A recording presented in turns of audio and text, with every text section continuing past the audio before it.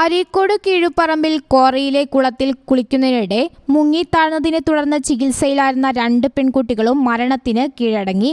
കീഴുപറമ്പ് കുനിയിൽ പാലാപ്പറമ്പിൽ സന്തോഷിന്റെ മകൾ അഭിനന്ദ കഴിഞ്ഞ ദിവസം രാത്രിയും പിന്നാലെ അയൽവാസി ചെറുവാലയ്ക്കൻ പാലാപ്പറമ്പിൽ ഗോപിനാഥന്റെ മകൾ ആര്യ വ്യാഴാഴ്ച രാവിലെയും മരണത്തിന് കീഴടങ്ങി.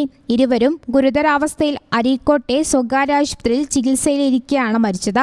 ഇവരുടെ ചികിത്സയ്ക്ക് വേണ്ടി ലക്ഷങ്ങളായിരുന്നു ആശുപത്രിയിൽ അടയ്ക്കാനുണ്ടായിരുന്നത്.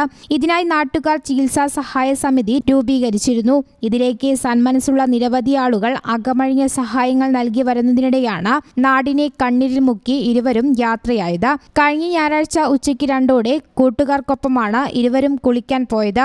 3 കുട്ടികളാണ് അപകടത്തിൽപ്പെട്ടത്. ഒരാളെ മാത്രമാണ് രക്ഷിക്കാൻ കഴിഞ്ഞത്. News bureau, Malappuram. ഇനി ഓരോ മാംഗല്യവും മംഗളമാകട്ടെ. നിങ്ങളുടെ വിവാഹാഘോഷങ്ങളെ ബജറ്റിലൊതുക്കാൻ ചാസിയ സിൽക്സ് നിങ്ങൾക്കായി ഒരുക്കിയിരിക്കുന്നു മംഗൾ വെഡിംഗ് ഫെസ്റ്റ്. ഇനി ചാസിയിൽ നിന്നും പർച്ചേസ് ചെയ്യാം മനസ്സിനിണങ്ങും വിലയിൽ തന്നെ.